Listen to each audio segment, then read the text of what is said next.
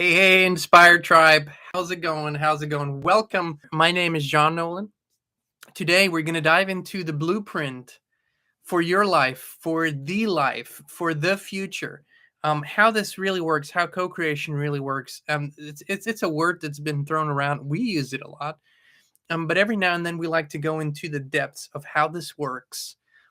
And I'll share a story, one of our own stories. And there's many, but this is a story that I believe a lot of people can relate to and how this works when it works and how to make it work. Why I'm telling this story is because in our experience, years ago, when we decided to make an internal shift, it was the biggest leap of faith probably that we ever took. But when we made that leap of faith and decided to do something that felt right, but was kind of scary, our lives began to change in very unexplicable ways to the human mind. However, this is exactly the path that has led us to this point. And the more we trusted in this power, if you will, in this true way of co-creation, the more beautiful things and the more synchronicities showed up in our lives. So years ago, when we lived in Austria, we had sold our house that we had lived in with our 3 children. And between selling the house and moving here to Tennessee, we had a short time span, months. We didn't exactly know how long because all the paperwork had to be in order. And so in between selling the house and moving here, we had to find a home for our family that would suit us for the time being. And it was in a market. I'm going to explain the Austrian market at that time to you. It's where houses are not being rented. You can at best rent an apartment. It's going to be a long-term commitment. There's a lot of paperwork that goes into it. It's not a really pleasant thing to do. But Christine and I at that point had decided that we needed to go with our hearts and our spirits on how we create such things and how we bring such things into our experience. Now, in the old paradigm, we would have gone out and simply looked at all the listings and picked whatever was closest to what we really wanted. In this paradigm, we did something completely different. First, we sat down and we said, okay, what do we desire out of these next months? What do we want? And we said, okay, where do we want to be? We wanted to be close to the lake, number one. Number two, we really wanted to be in a beautiful natural environment. We wanted the house to have a room for everyone, enough space for everyone in our family. We wanted it to be a naturally built house, a log house if possible. We wanted to have water on the property, well water. We also wanted to be independent in terms of heating. And we wanted a short-term handshake agreement on the rent with the owner. So basically, I had a friend at that time who's a realtor. And I told him what we were looking for. And he said, that's a unicorn. That's impossible. It does not exist. Okay. So be realistic. Look for something that's on the market and then get it. And we said, no. Christine and I simply said, no, it didn't feel right. We said, this is what we're putting out. Then as the weeks moved on and as we were getting closer to the date where we had to move out of our current house, this vision became a little infused with worry. And we had been at an event that our friend put on, and she said, "How's the house search going?" And I said, "Well, honestly, we put this thing out, and it hasn't appeared yet." So what she offered is, she said, "You know what? Tonight at 5 p.m., you're going to be at your house. I'm going to be at mine, and we're going to do something like she calls it the matrix imprint meditation." But what it truly is going to a deeper state of awareness. And then rather than wanting to, because you already know what you want, rather than wanting to imprint that particular image, you receive what is aligned with your desires and you imprint that on the matrix. Now, this sounds technical, but it's really easy. You just relax with the intention to bring this about. And that's what we did together. We weren't on a phone or something. We just said at 5 p.m. we're going to do that. And about 10, 15 minutes into this meditation, I received a vivid image. What I saw was a gravel road. I saw tall grass, and I saw a log house. Now, I had never seen that particular gravel road. I'd never seen, that grass or field. I'd never seen that house. I couldn't pinpoint where it was. It just felt completely real, authentic, and I had such a strong knowing this is the house that we're going to live in. I had such certainty when I came out of that meditation. There was nothing I felt I needed to do. Everything that we perhaps need to do will come to us. It will be presented to us. Now, full disclosure, I was the one doing the meditation. I think at that particular point, Christine was working with a client, so she hadn't done it. So I had the advantage of actually having had this experience. I told Christine about it. I said, "Don't worry, it's all done. It's taken care of. This house is going to find us. Everything's going to be hunky dory." And the days moved on, and we were about, I believe, 6, maybe 7 days away when there was I didn't really feel any impatience, but I could tell because Christine didn't have the vision. She was like, "Okay, let's at least drive around and see if there's a for rent sign anywhere. Maybe we can find the house." And so we did. It was kind of a peace of mind thing.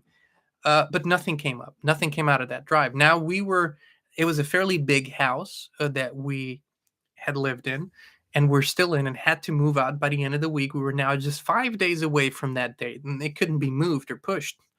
So we were sitting at breakfast and there was a little bit of silence because we knew we had to move out, but no place had appeared.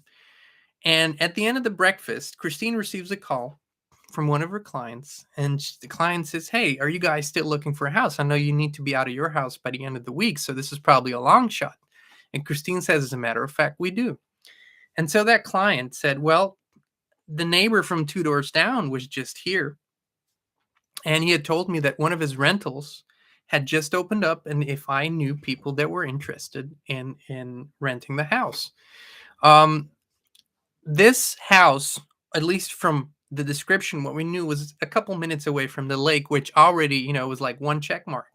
So Christine said, "Of course we're interested. We really need a house."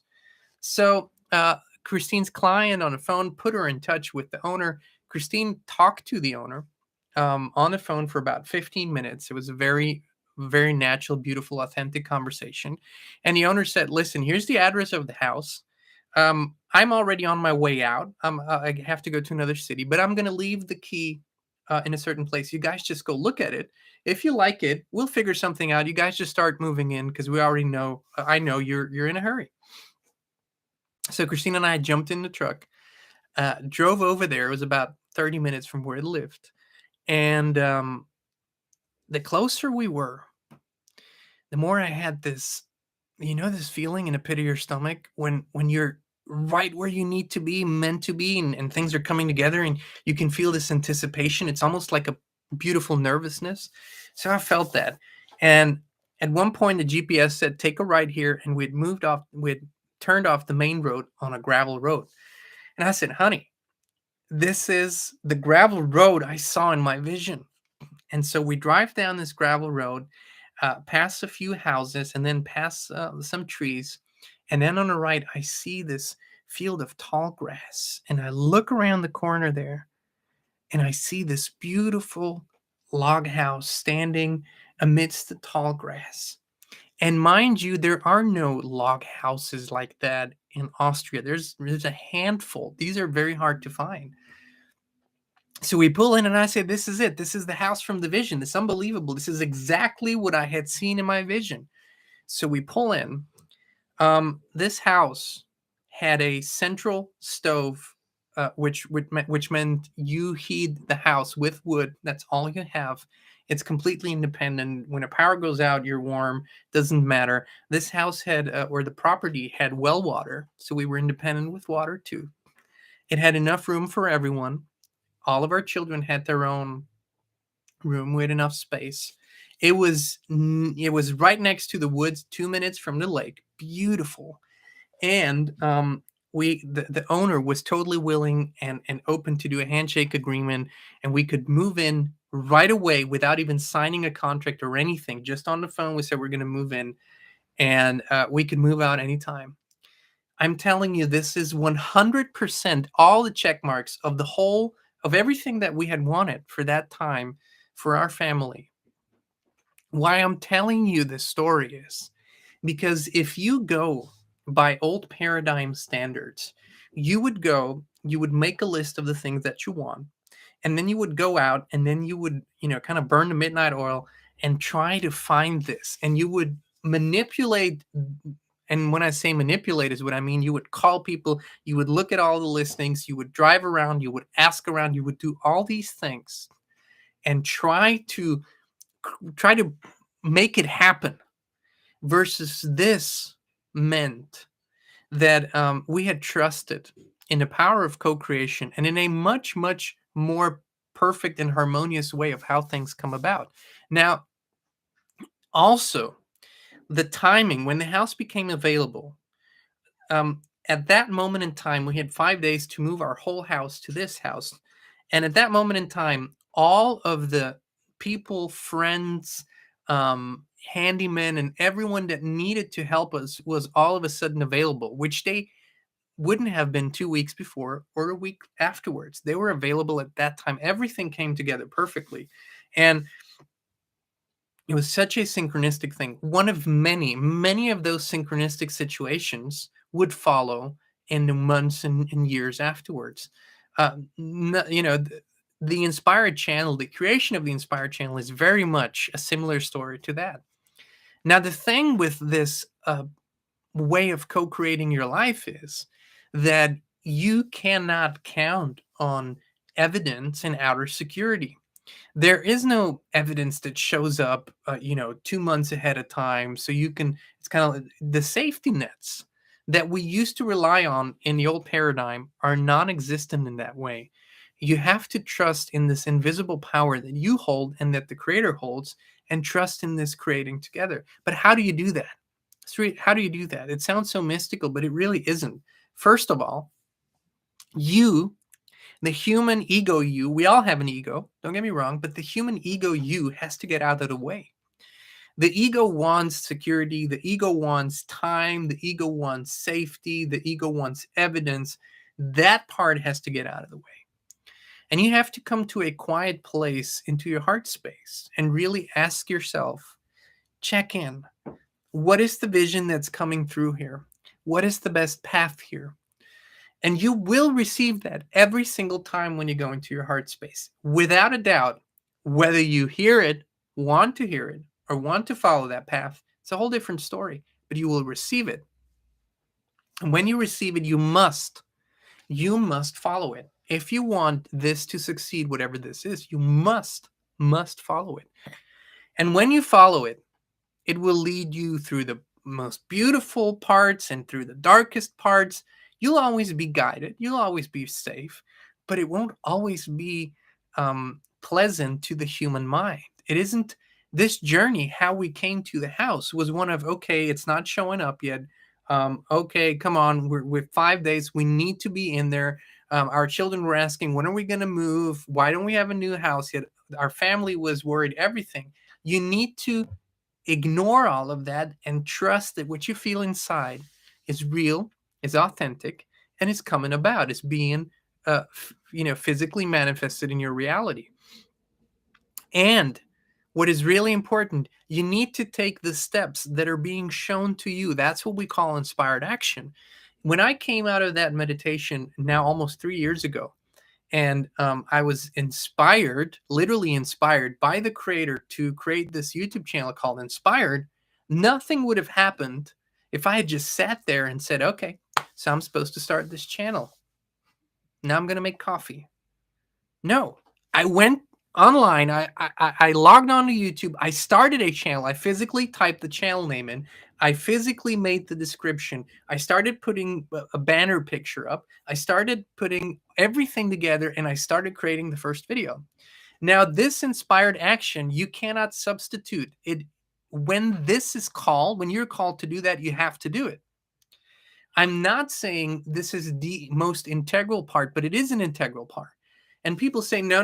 Listen, I learned all about this. I learned all about the law of attraction. I learned all about co-creation, manifestation. You don't need to do anything. Well, listen, how did you learn about those things? Was it people that wrote books? Well, they did something. Was it seminars? Well, they did something. Was it audio tapes? Well, they did something. Was it YouTube channels? Well, somebody did something so you could hear it. Now, truth be told, you could have learned this from source directly. What I am saying is that when in this inspired co-creative process, you were called to do something, that's not just that it is important, but it feels good. That's the kind of action that feels good. It's when you're not going against, pushing against something. It's not when you're trying to make something happen. It's when you are the what many teachers call a cooperative component in the process, and then allow yourself to feel what living that dream feels like. This is the beautiful part where you sit under a tree or in your favorite chair or you lie in bed at night, doesn't matter. And all you do is just you immerse yourself into the dream of your vision that's already fulfilled, of the new place or the new profession or the new partnership or the new way of living together and coexisting on this earth. And so if we were able to connect to this vision of our house first, and then to pull this into our reality, or at least not stand in the way. We found a unicorn, or it found us. We didn't even find it, it found us. A unicorn, a true unicorn. Everyone said this is a unicorn, it's impossible. No such thing exists here. But it did exist, and it found us, and we lived in it. And so, day after day after day, we have committed our lives to this way of living. Again, there is no safety net. Even if you believe in the illusion of safety nets, there is no safety net. The safety net is your knowing that you are much grander and that your creative power is much bigger than you have given yourself credit for until today. The difference between you and those who have already created things that everyone sees out there is that they didn't have that doubt or lost that doubt. Now it's time for you to lose your doubt, to lose your worry, to lose your fear, to lose all of these illusionary limitations, and begin co-creating in the way that you were always meant to co-create. It's powerful, it's beautiful, and it will carry you through the darkest days easily. Easily. Can tell you that from experience. Tribe, thank you so much for joining us today.